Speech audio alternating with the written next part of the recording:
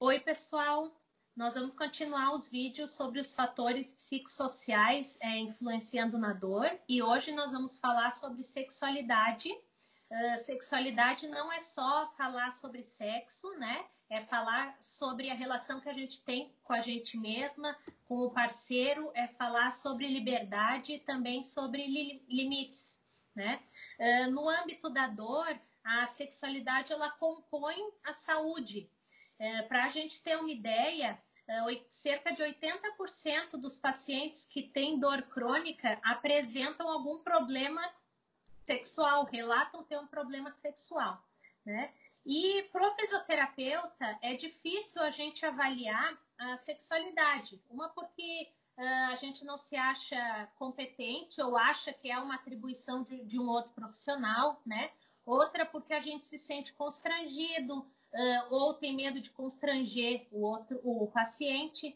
Mas, de qualquer maneira, é muito importante a gente estar atento, né, fazer uma escuta ativa, observar esse paciente para saber quando que a sexualidade ela tem uma magnitude suficiente para interferir na dor e no nosso tratamento.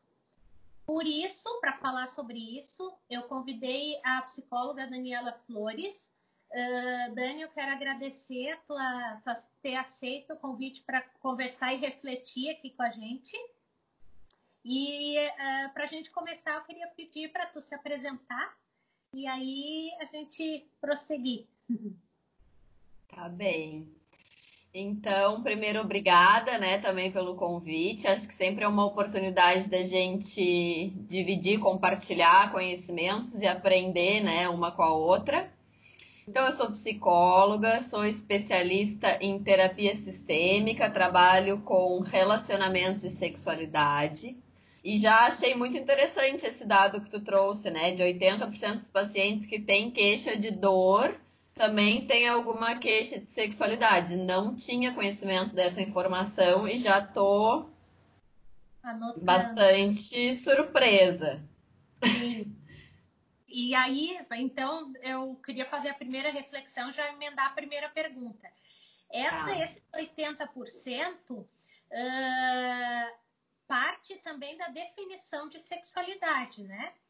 Porque a pessoa pode pensar que sexualidade é o sexo em si, ou são outras relações. Então, esse número pode ser maior se a gente definir bem certo o que é sexualidade, né? Então, eu queria essa primeira pergunta, vamos partir dessa primeira pergunta. O que é sexualidade? O que é ter saúde sexual? Tá. É bem importante a gente diferenciar, né, o que que é uma coisa da outra. Agora mesmo eu estava conversando com uma paciente e aí eu perguntei para ela, como é que tu acha que é a tua relação com a sexualidade? E aí ela começou a me falar de relação sexual, né? Então as pessoas confundem muito isso. Uma coisa é ato sexual, né, relação sexual, e outra coisa é sexualidade. A sexualidade ela é muito mais abrangente do que só o ato sexual, né? Ela é uma busca por prazer nas suas mais diversas possibilidades, né? E é também uma energia, né? A energia sexual é o que nos impulsiona a criar, a imaginar, né? Tem a ver com isso também, e a realizar. Então, quando a gente fala de sexualidade, a gente está falando daquele impulso, daquela energia que a gente tem para a vida. E quando a gente consegue redefinir o nosso olhar em relação à sexualidade, quando a gente transforma esse olhar, a gente também transforma a nossa forma de ver a vida, né? Justamente por isso, assim, porque vai muito além, né? É essa busca de formas de expressar prazer dos mais diversos tipos. E aí, como tu falou, né, tem a ver com limite, né? Gostei que tu colocou ali que tem a ver com limite, tem a ver com conhecer o nosso corpo como um todo, não só as partes genitais, né? E sim o corpo todo, como é que a gente sente, né? As coisas, o que a gente pode sentir em cada parte do nosso corpo. E isso eu acho que acredito eu que esteja muito relacionada com a dor. E que a sexualidade também tem a ver com de colocar limite, de saber o que eu gosto, o que eu não gosto, o que pode, o que não pode, quando não pode. Mas também saúde sexual é saber conseguir, né, abrir diálogos sobre isso, né, poder conversar sobre isso. Porque a gente acha que intimidade tem a ver com sexo. E a gente pode ter relação sexual com alguém e não ter intimidade com essa pessoa, né? A intimidade vai além disso. A intimidade é poder, talvez, falar sobre essas questões, né? E aí fica aquela pergunta, né? Se a gente tem na nossa relação, se a gente está falando de um relacionamento, né? Se a gente tem abertura para falar com o nosso parceiro sobre isso. Porque muitas vezes, além de ser um tabu, a gente está se abrindo realmente, né? A gente está colocando ali as nossas coisas mais secretas, talvez, né? Então, poder abrir e como que o outro vai receber isso. E vem mudando a maneira como a gente se apresenta, essa abertura que a gente vem conquistando, tanto a mulher quanto o homem também, né? A gente ganhar mais espaço, ganhar mais liberdade para falar sobre o assunto, encarar como uma coisa natural, que faz parte da vida, que compõe a saúde, né? Então, cada vez mais trazer para próximo, porque é uma, né? É o que acontece na vida de todo mundo, né? Senão não estaríamos aqui, né? Sim, é biológico, né? Então é uma coisa natural que não tem que ser olhado de uma maneira negativa, suja, enfim. Tudo isso que com o tempo ele foi apresentando, né? Sim, começa lá, vamos voltar lá para Adão e Eva, né? Principalmente se as pessoas têm essa cultura religiosa mais forte, né? Como é que aconteceu tudo? Eva comeu o fruto proibido, né? Era proibido, era algo que não deveria ter sido feito. E aí veio o prazer, né? Veio a sexualidade, veio tudo isso. Então, a própria visão na história ali que a gente tem, né? Da humanidade nesse viés religioso, parte disso, né? Parte de algo errado.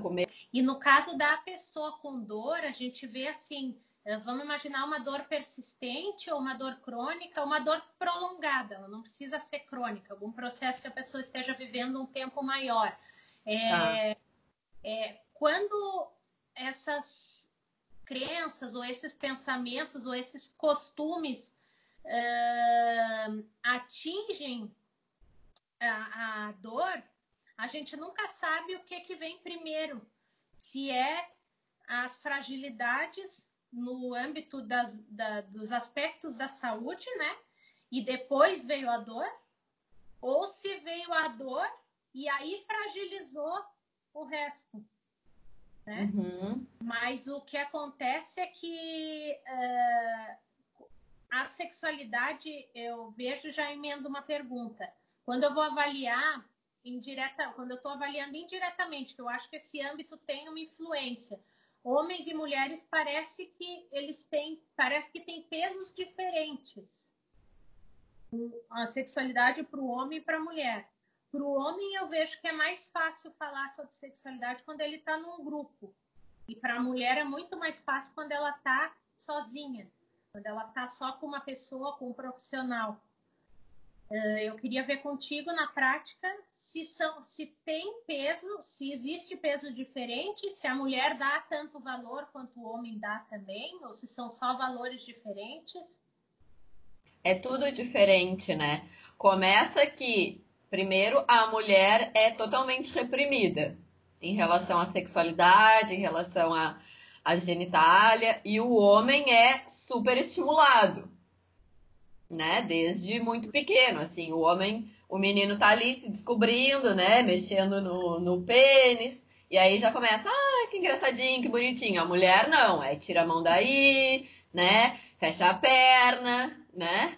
Meu irmão sentado ali de perna aberta e eu do lado e era só eu que tinha que fechar a perna, né? Então, vem desde sempre. E aí, como é que a gente vai ver essa matemática? Nunca vai fechar, né? Se a mulher passa a vida inteira sendo reprimida e o homem passa a vida inteira sendo super estimulado, aí se a gente for entender que começa assim, tudo vai ser diferente, né? A visão do sexo e a gente acaba sendo também tomado por essa ideia do homem, né? Que o homem é que sabe o que é sexo e sexualidade, e a mulher aprende com ele, né? Só que o homem também aprendeu tudo errado, né? O homem também aprendeu que sexualidade e sexo é pênis, ereto, penetração, né? Isso é sexo pro homem, sexualidade. O homem, eu acho que na maioria das vezes não consegue nem distinguir uma coisa da outra, né? Se pra mulher já é difícil distinguir sexo de sexualidade, pro homem, então, nem se fala, né? E aí a ideia é que o homem ensina a mulher. Mas ele aprendeu como? Ele aprendeu tudo errado. E é interessante que vai além do comportamental, né? Porque se essa formação, isso tudo acontece na infância, na adolescência, é a época que a gente está desenvolvendo o sistema nervoso, né? Sistema nervoso é que é responsável não só por esse tipo de percepção, mas pela percepção da dor, né? E dor é também é o sentir também, né? Ao contrário do prazer, é até, vamos dizer, que seja o oposto, né? O sofrimento ou a dor ali, né? E aí, se a gente pensar que se tu tiver uma desordem nesse processo de sentir, de relação com o próprio corpo, de aceitação das sensações, de negação de certas sensações, o processo da dor pode estar muitas vezes facilitado, né, em algumas pessoas. A gente vê, por exemplo, muitos casos de pacientes crônicos ou pacientes que têm fibromialgia, né, enfim, outras situações que têm um histórico de, às vezes, violência, né, de abuso, violência sexual, porque, além de outras coisas, mexe nessa parte das sensações, né? Então, é muito importante isso também ficar claro, né? Ficar bem definido já desde o começo, né? Às vezes, para o adulto já é difícil a gente entender, mas tratar talvez com um pouco mais de carinho e de naturalidade seria o mais ideal, né? Transformar essa pessoa, esse futuro adulto, né? Consciente das suas sensações, né? Do que é bom, do que é ruim, né? Que as sensações são transitórias, né? Tudo isso faz parte do processo que a gente enfrenta depois. Quando tu recebe pessoas com queixa, né, com que diagnosticam, né, um problema sexual, vamos dizer assim, vamos chamar, na sexualidade. O que tu vê de sintoma, o que elas relatam de sintoma físico, se relatam, né? O que acontece, que tipo de sensação, o que está envolvida, como é que é a representação disso, além do psicológico ali, além das emoções. Tá, tanto de questões de travas, né, na hora de ir para a relação sexual, ou de ter a sua sexualidade manifestada, né, consigo mesmo, de alguma forma.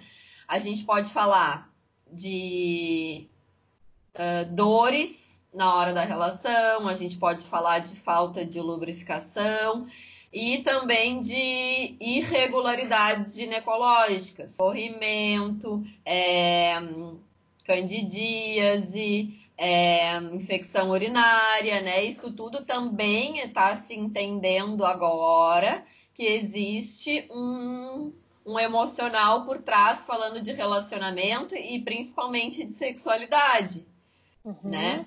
Então, como eu falei, o corpo ele tá só manifestando tudo aquilo que tá lá dentro, né? As nossas experiências, enfim. Hoje tem esse estudo aí de ginecologia emocional, né? Que é essa visão que se tem sobre essas irregularidades e qual que é o fundo emocional disso. Então, como que a gente está se relacionando com a nossa sexualidade, como que a gente está se relacionando com o nosso parceiro, que problemas tem nessa relação, como que a gente pensa que o nosso parceiro nos percebe, né? Como a gente se percebe também em relação à nossa sexualidade. Tudo isso tá ligado, né? E aí, quando isso acontece, né? A gente também aumenta os nossos níveis de ansiedade, né? De estresse, porque isso passa a incomodar. Tu falou quando a gente tem problemas no relacionamento, quando a gente tá com alguma dificuldade ali na relação, não só na parte sexual, na relação como um todo, né? O nosso nível de estresse aumenta, de ansiedade aumenta, né? E aí os hormônios começam a trabalhar, nossa imunidade diminui e aparecem as doenças, aparecem as dores, né? As inflamações, enfim. Sim. E aí podem ser ginecológicas ou não. A gente não costuma abordar muito, eu particularmente, só quando eu vejo que o paciente traz algum relato, alguma narrativa que eu me dou conta que tem algum fundo assim da sexualidade. O que eu vejo são questões de autoaceitação do corpo, né? Da relação com o corpo, com o feminino, no caso das mulheres, né? E essa parte que faz eu destacar para eu olhar mais que a sexualidade contribui muito. Aí, dentro das minhas condutas como fisioterapeuta, eu sou fisioterapeuta, a gente é físio, então eu sou um determinado tipo de profissional que pode agir de uma maneira, não tem como trabalhar como o psicólogo trabalha. Mas talvez na minha conduta de fisioterapeuta eu possa expor ele a determinados movimentos, exercícios, que ele consiga valorizar a realização deles, valorizar o seu corpo, valorizar a força, né? E tentar de algum jeito fazer com que essa pessoa se olhe de uma maneira mais positiva, né? Com mais carinho e se acolhendo mais, né? Tentando modificar dessa maneira. Além do relacionamento homem e mulher, né, que é mais comum, vamos dizer assim, um relacionamento hétero, né, tem essas questões de gênero também, de aceitação pela família, que tudo isso também pode se tornar uma questão que pode ser um motivo de conflito interno, um conflito que a pessoa possa viver e aí levar a um estresse maior, ocasionando a dor, né? São problemas ali de falta de libido, são essas irregularidades ginecológicas, são essas dores na hora da relação, a falta de lubrificação. Toda vez que eu vou para a relação, eu tenho dor, aí tu vai conseguir até me explicar melhor lá o que acontece dentro do meu cérebro, que toda vez que eu for para a próxima relação, eu já tenho a ideia de que relação sexual me traz dor, sim, a minha musculatura já vai travar toda ali, né? E tem ainda hoje, tem muitas mulheres que vão para relação sexual e homens também. Às vezes não estão com vontade, mas porque tem, né, a ideia de que o homem macho alfa tem que estar sempre pronto para ter relação sexual. E que a mulher ainda tem isso, né? A mulher tem que estar ali para suprir as necessidades do homem, do parceiro, do marido, sem estar afim mesmo, né? Se a gente for parar para pensar, todas nós mulheres já sofremos algum tipo de abuso. Se não foi diretamente nós, ancestralmente. Sim. Né? Sei lá, sim, minha avó, minha bisavó, minha tataravó não tinha vontade de ter relação sexual muitas vezes, mas tinha que estar ali para servir o marido. Sim. Né? Então, eu sempre falo para pacientes, né, para as amigas, para todo mundo. Não tá com vontade, não faz, porque olha o trauma que tá gerando no teu corpo, né? Esse bloqueio, assim, né, que dele, o que faz o corpo? É como se fosse o caso de uma hérnia de disco, ou a pessoa relacionar que toda vez que ela vai agachar, vai doer as costas, é a mesma coisa. O corpo antecipa, reconhece aquilo como um fator perigoso que causaria uma lesão, e ele se prepara para não deixar o corpo repetir aquilo. Então, com certeza, daí a pessoa já antecipa aquilo como vai doer, não vai ser bom, né? E aí trava, né? Às vezes não é mesmo. Local, e daí dói mesmo, sim. Daí às vezes não é local, claro. No decorrer, né? Se aquilo ocorrer constantemente, né? Dependendo de como for, aí sim vai ser local também. Mas se não, a antecipação ela é da cabeça, né? O corpo se prepara para que aquela dor aconteça, né? Isso também, ter uma boa saúde sexual diminui os riscos de depressão, aumenta a autoestima, né? Outras doenças psicológicas também, fortalece o relacionamento, e aí fortalecendo o relacionamento desencadeia uma diversidade de outros fatores positivos, né? Porque a gente sabe que relacionamento é muito importante, né? Para nós seres humanos, nós não vivemos sozinhos, né? Então, tudo isso vai sendo desencadeado a partir de uma boa qualidade de vida sexual, né? Então, é importante sim. Muitas pessoas falam que, isso é bobagem, é frescura, né? Não tem tempo para isso. Não, mas é importante, né? É muito importante. Como eu falei lá no início, a nossa energia sexual é o que nos impulsiona para a vida. Então, a gente tem que dar atenção para isso, sim. Legal. E aí a última pergunta que eu queria te fazer é se tu pudesse dar algumas dicas, assim, para a pessoa que está enfrentando o processo de dor ou está enfrentando algum outro tipo de doença e que tem na sexualidade se enxergou como algo que está fragilizado, algo que precisa de atenção. Quais são as dicas que tu poderia dar para essa pessoa? Então, acho que a primeira ideia é desconstrua tudo que você aprendeu sobre sexo e sexualidade até hoje. Conhece o que o teu corpo quer, o que o teu corpo precisa, como o teu corpo reage, né? Começa daí. Não é do outro. E aí a gente pode ter eu já falo assim para as mães e pais, né, que ouvem e que têm filhos, vocês estão construindo a próxima geração, né? Então tem que dar importância para isso, né? Não pode superestimular, né? E também não pode reprimir. Tem que ir ali, tem que sentir um jogo ali. O timing, né? Tem que saber. Sim. Acho que uma boa pergunta é: se eu fosse contar para o meu filho, para minha filha, como é que é a minha vida sexual, o que eu contaria?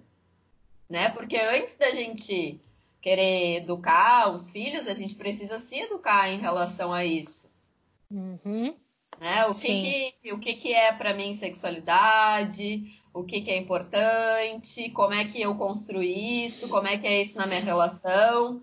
Né? E a gente olhar também para as relações dos nossos pais e poder fazer um link, né? Qual é a visão que a gente tem do relacionamento sexual dos pais, né? Acho que começa na educação sexual. Acho que a gente precisa reeducar tudo, rever tudo, né? As crenças, os tabus, né? Para o homem também é uma libertação, porque às vezes o homem é cobrado a ter um padrão, né? A ser de um determinado comportamento e que foge totalmente da natureza dele, né?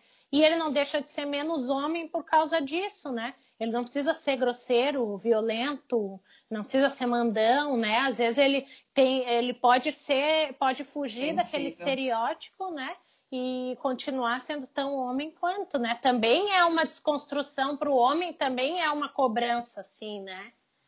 Sabe que hoje o número de adolescentes homens com disfunção sexual, com impotência sexual, com ejaculação precoce, está muito alto.